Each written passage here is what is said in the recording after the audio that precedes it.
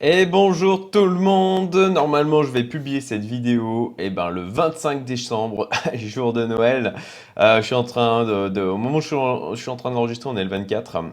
Et je voudrais vous parler de cette fois pas de crypto, pas d'investissement. Enfin, si, en même temps, c'est aussi d'investissement, mais disons vision long terme sur un sujet dont personne ne parle. Et je ne comprends pas que on s'y intéresse tout simplement pas plus que ça. C'est l'effondrement du taux de natalité et de ses conséquences dans le futur. Ouais, je sais, sujet qui peut paraître un peu étrange et peut-être c'est un truc dont vous n'avez potentiellement même pas entendu parler. Mais alors, dans une réflexion pour ma part, j'ai vraiment une réflexion long terme en termes d'investissement, en termes d'objectifs personnels et même transgénérationnels. Et en l'occurrence, c'est un sujet qui m'intéresse parce que ça a quand même des conséquences, ça va avoir, je pense, des conséquences assez importantes sur le long terme dans les pays développés. Alors, concrètement, j'en parlais en fait l'autre jour avec un membre de la communauté Youmento sur l'investissement immobilier. Et mon côté incertitude sur le sujet, encore une fois, sur vraiment une vision long terme, hein, 30, 40, 50 ans. Donc je vais évoquer la problématique de la natalité en France et des pays développés qui impacteront sur le long terme les prix de l'immobilier, selon moi. C'est ma vision. Après, voilà, je crois que je ne m'en cache pas tellement sur la chaîne, hein. Je ne suis pas un ultra fan de l'immobilier. Je trouve ça assez liquide, beaucoup de problèmes, surtout en France, il y a beaucoup de choses au niveau administratif à gérer. Donc c'est un truc qui... Ah mince, mon micro, hop, je le remets correctement. Voilà, c'est un truc qui a tendance à un peu me... Un peu... Enfin voilà, ça c'est disons les trucs qui me donnent l'impression d'être enfermé, c'est pas trop pour moi, quoi. Et en l'occurrence, bon ben voilà, nous on était très fiers en France de notre taux de natalité. Et aujourd'hui, en France, il est de 1,92, Allemagne 1,57, Espagne 1,34. 1,34, mon Dieu, qu'est-ce que c'est bas, c'est hallucinant. Pour plus d'informations, alors là, je vous avais un lien sur l'article, hein, puisque je fais cette vidéo sur la base d'un article que j'ai écrit il y a quelques temps de ça, c'était le 15 octobre 2020 déjà. Ça passe vite. Et donc là, vous avez les taux de fécondité slash natalité dans les pays développés. Et donc vous voyez la France là, effectivement, qui est en haut du panier, mais qui est passée en dessous de 2. Du coup, et c'était en 2016. Voilà. Donc vous voyez l'ensemble des pays, hein, vous voyez une baisse, hein, d'une manière générale, hein, c'est un ensemble, hein. Donc en dessous de 2,10, ce qu'il faut savoir, c'est qu'en dessous de 2,10, il n'y a pas assez de naissances pour avoir un renouvellement et une stabilisation de la population.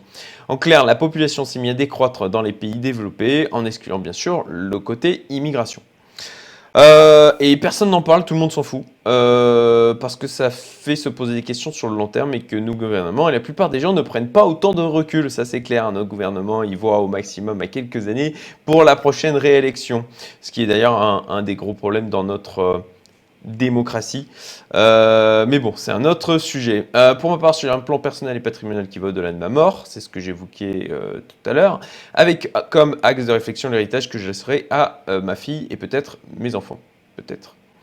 Quand je parle d'héritage, c'est au sens large, hein, c'est à la fois effectivement d'un point de vue argent, mais c'est aussi l'exemple que j'ai donné, les valeurs, éducation, culture, etc.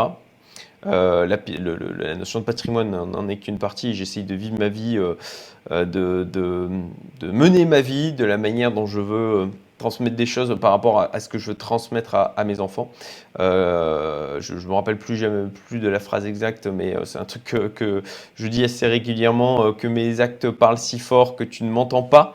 Donc j'essaye de vivre comme ça. Donc si c'est quelque chose qui vous touche, et je pense que c'est le cas pour les gens auxquels je m'adresse, cette vision, cette envie d'avoir une vision long terme dans leur vie, alors je vous invite à prendre connaissance donc de ce facteur que j'évoque aujourd'hui.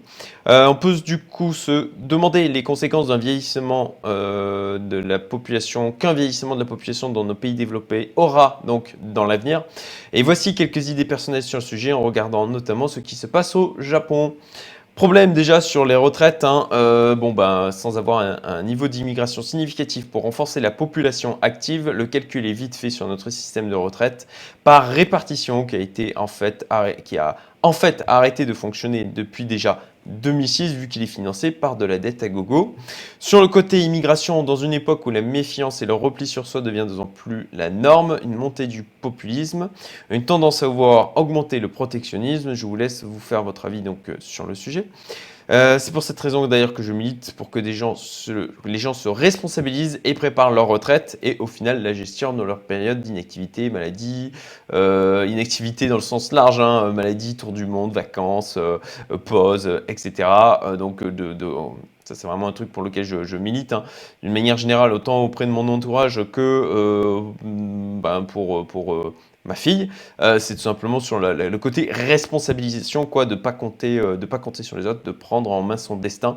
Et je pense que c'est la raison pour laquelle j'ai créé aussi la communauté Youmento, c'est que je pense que les entrepreneurs, les indépendants ont cette envie, à la fois de cette envie de liberté, mais ça va aussi avec un côté responsabilisation. Voilà.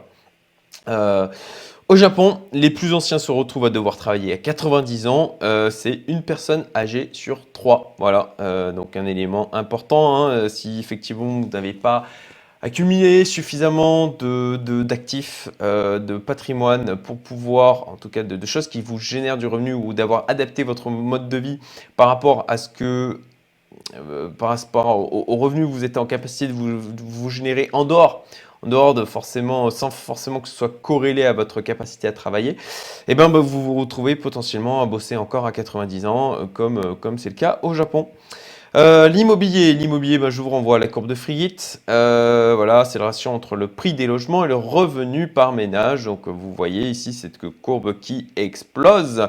Et d'une manière générale, quand on a quelque chose comme ça qui stagne pendant le long terme, puis d'un seul coup, pouf, ça pousse très fort. Et ben à un moment donné, il y a une phase de correction. Bon, je sais que on en parle depuis des années. 2000, au final, c'était il y a que 20 ans. C'est sur un marché tel que l'immobilier, c'est pas si vieux que ça. Donc voilà, encore une vision vraiment long terme, c'est quand même une question à se poser. Si vous avez un minimum de connaissances donc, sur l'analyse technique, c'est exactement au final ce que je disais dans l'article. Vous savez que les phases d'excès sont suivies systématiquement de phases de correction. L'écart étant son plus haut déjà actuellement, il ne peut pas augmenter à l'infini et continuer à s'éloigner du pouvoir d'achat des ménages, tout simplement. Il faut bien qu'il y ait des gens en capacité de payer cet immobilier. Donc là-dessus, je dirais tout simplement, diversifiez-vous. Voilà, encore une fois, je l'ai expliqué tout à l'heure, hein, moi l'immobilier, c'est pas mon plus gros dada.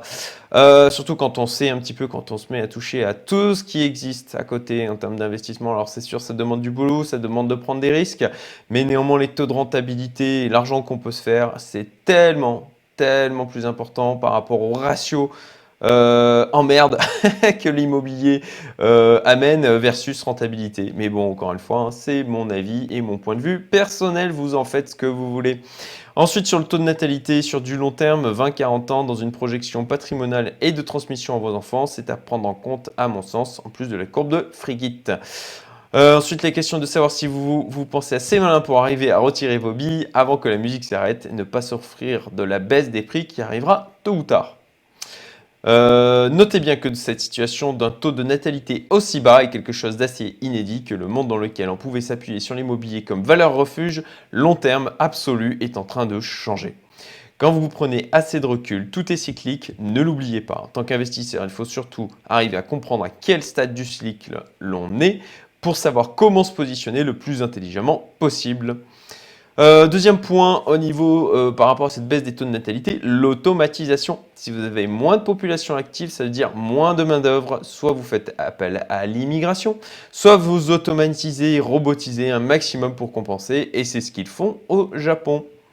Ensuite, explosion des coûts sociaux. Si la population je me reprends, si la population vieillit, forcément, ça va coûter plus cher en termes de soins, intervention de personnel médical, etc. Mais bon, tout va bien, nos hôpitaux sont dans une forme olympique.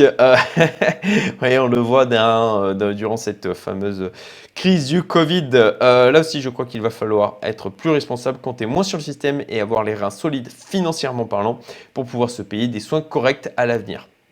Encore une fois, responsabilité personnelle. Il vaut mieux avoir la capacité et le pouvoir de subvenir à ses propres besoins plutôt que de compter sur les autres. Mais encore une fois, point de vue très personnel, vous le partagez ou pas. Et puis, bon, je pense qu'ensuite, ceux qui me suivent ou ceux qui sont dans la communauté Youmento, d'une manière globale, le partagent. Conclusion, j'espère avoir attiré votre attention sur un sujet qui me semble fondamental pour l'avenir, le nôtre, si vous avez moins de 40 ans, et celui aussi de nos enfants. Parce que là, encore une fois, vision long terme, c'est ce qui fait la différence entre les gens qui atteignent et qui, leurs objectifs, qui construisent du bonheur au quotidien, qui construisent une expérience de vie qui vont les satisfaire, c'est d'avoir une vision long terme ou d'être court-termiste. C'est vraiment un truc essentiel.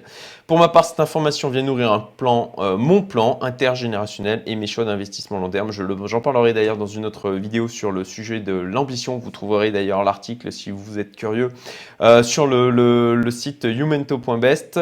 J'ai une certaine vision de l'avenir à 60-100 ans que je ne partage qu'avec mon entourage le plus proche et capable de le comprendre car elle peut déranger. En l'occurrence, je m'en suis un peu plus ouvert d'ailleurs justement sur cet article sur l'ambition. Encore une fois, si vous êtes curieux, allez le voir. Je ferai une vidéo aussi, je pense, sur le sujet. Voilà, car elle peut déranger, même si elle me semble réaliste, mais je peux vous dire qu'elle nécessitera, à mon sens, des moyens financiers importants et une capacité d'adaptation élevée. Et la petite blague de fin pour vous donner le sourire, je reprends, un vieux milliardaire téléphone à une conseillère matrimoniale et lui dit « J'ai 62 ans et je suis follement amoureux d'une superbe fille de 19 ans. Pensez-vous que j'ai plus de chances de la mener à m'épouser si je lui dis que j'ai juste 50 ans ?» La conseillère lui répond « À mon avis, vous feriez mieux de lui dire que vous approchez des 80 ans. » Voilà, petite blague. C'est pas évident à chaque fois de trouver ces blagues, mais je l'ai trouvée assez marrante celle-là. Voilà, j'espère que ça vous a plu. J'espère que vous avez trouvé ça intéressant. Si vous partagez mon avis ou si vous ne le partagez pas, je vous invite à le dire dans les commentaires. Et puis, si vous appréciez mes vidéos, partagez-la, mettez-moi un petit commentaire, un petit pouce bleu. Un petit doigt de schtroumpf, comme dit son nom m'échappe, mais celui qui a une chaîne YouTube Insolentiae, je trouve ça marrant, le doigt de schtroumpf ou un doigt d'avatar, j'en sais rien. Et puis voilà, ça fera toujours plaisir, c'est chouette pour le soutien. Et puis je vous souhaite du coup un joyeux Noël, vu que cette vidéo va donc sortir le 25 décembre. Profitez bien vos proches et puis à très bientôt pour une prochaine vidéo. Salut, salut!